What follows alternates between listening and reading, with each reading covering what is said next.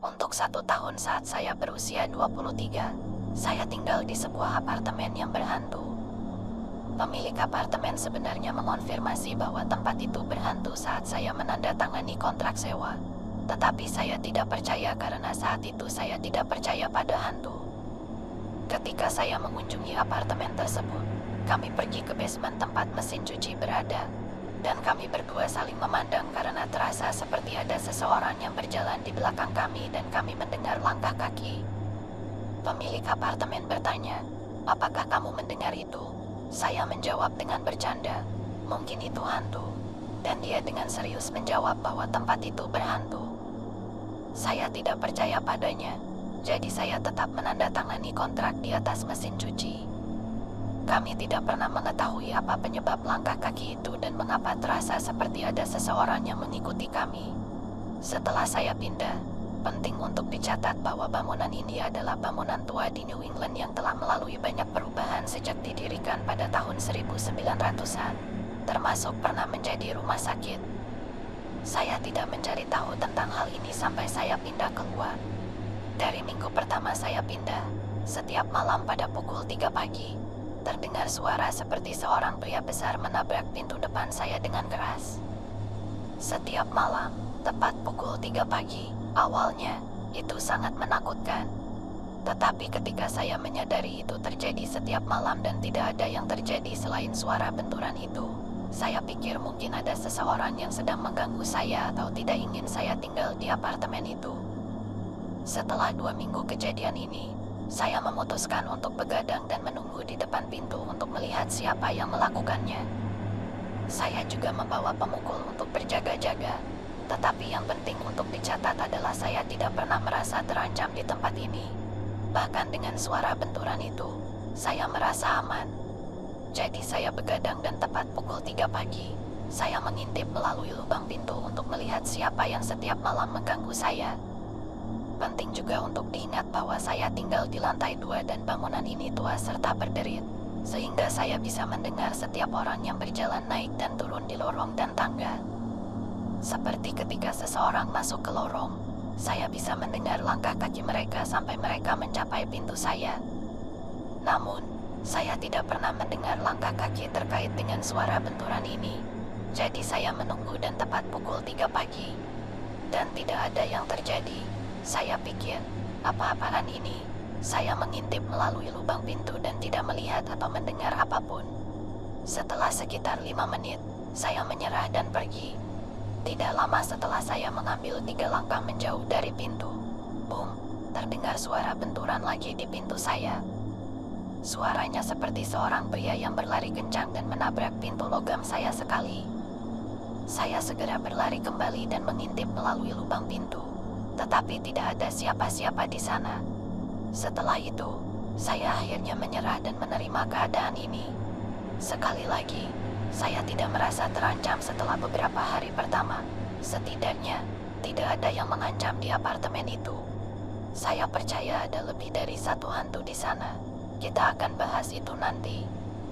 Suara itu terjadi setiap malam selama setahun. Dan akhirnya saya bisa tidur meskipun saya selalu terbangun tepat pukul 3 pagi. Mungkin tepat setelah suara itu terjadi. Jadi saya menjalani hidup saya. Saya jarang di rumah selama setengah tahun karena sibuk bekerja atau keluar. Kemudian pandemi datang dan kami semua bekerja dari jarak jauh. Saya mulai lebih sering berada di rumah dan memperhatikan hal-hal aneh. Saya tidak minum alkohol atau merokok, atau berjalan dalam tidur. Beberapa malam, saya tidur dan bangun dengan semua pintu dan laci lemari dapur terbuka lebar. Saya pasti tidak melakukannya, dan saya jarang memasak saat itu, jadi hampir tidak pernah berada di dapur. Ini sebelum kamera rumah menjadi hal yang umum, jadi saya tidak memasang kamera. Sementara itu, saya jarang mencuci pakaian saya karena saya merasa sangat takut setiap kali turun ke basement. Rasanya sangat salah ketika saya harus membelakangi pintu untuk memuat pakaian, dan saya merasa ada seseorang yang mengawasi saya dan akan mendekati serta menyentuh punggung saya. Saya yakin saya pernah melihat bayangan seorang pria berambut pirang dengan overall di pintu, tetapi ketika saya melihat kembali, dia sudah hilang. Ini adalah tempat saya menandatangani kontrak di awal. Ingat, selain itu, untuk mencapai ruang cuci, Anda harus melewati ruang ketel dan ruang sepeda kosong dengan sepeda tua di basement. Saya bersumpah, kadang-kadang saat berjalan melewati sepeda-sepeda itu, saya melihat ban-ban kempes berputar. Bagaimanapun, saya jarang pergi ke sana karena tidak tahan dan merasa pusing.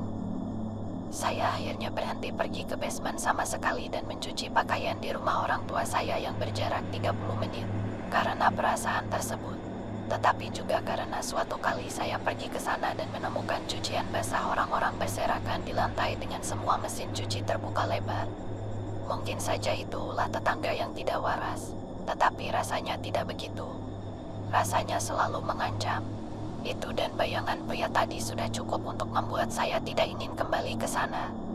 Kami semua memiliki ruang penyimpanan yang datang bersama unit kami dengan kunci yang kami beli di basement juga. Suatu hari, polisi datang karena seseorang membobol semua penyimpanan kami. Namun, yang aneh adalah semua kunci terbuka. Tidak ada yang dicongkel atau rusak. Hampir seperti semua kunci itu terbuka sendiri pada saat yang bersamaan. Kami semua memiliki kunci yang berbeda, dibeli pada waktu yang berbeda, dan tidak ada yang dicuri. Polisi bingung, jadi saya menghabiskan lebih banyak waktu di rumah dan mulai menyadari hal-hal aneh.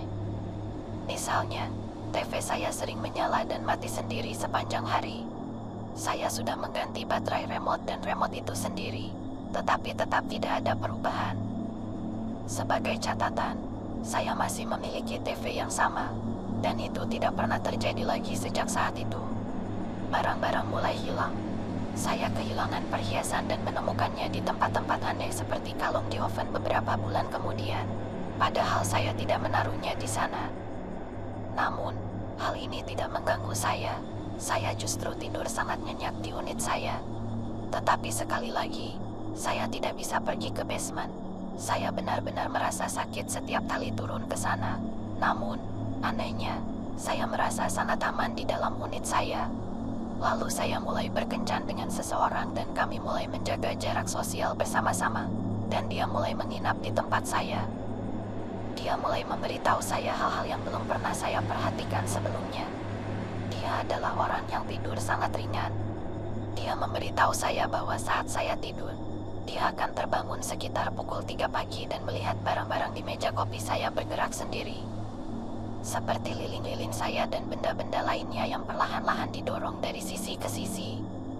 Saya memiliki ADHD dan berantakan, jadi saya pikir itu karena saya sendiri. Tetapi saya selalu bertanya-tanya mengapa benda-benda itu berada di tempat yang berbeda saat saya bangun di pagi hari. Jadi, senang mengetahui bahwa itu bukan ulah saya. Suatu kali, dia mengatakan bahwa pemutar piringan hitam saya yang duduk di lantai dalam keadaan tidak terhubung tiba-tiba menyala, menunjukkan tanda daya menyala. Jarumnya terpasang, dan piringan mulai berputar tanpa suara. Dia menolak untuk menginap lagi setelah kejadian itu. Selama masa sewa saya juga sering mendengar tetangga di atas saya. Mereka memiliki langkah kaki yang berat, sering bola-balik di malam hari, terutama setelah pukul 3 pagi. Saya pikir mungkin mereka insomnia atau bekerja dengan jadwal yang aneh. Sekali lagi, saya selalu terbangun pada jam itu karena saya secara alami bangun setiap kali ada kejadian aneh. Ketika waktunya untuk pindah, pemilik apartemen bertanya apakah saya memiliki keluhan sebelum saya pergi.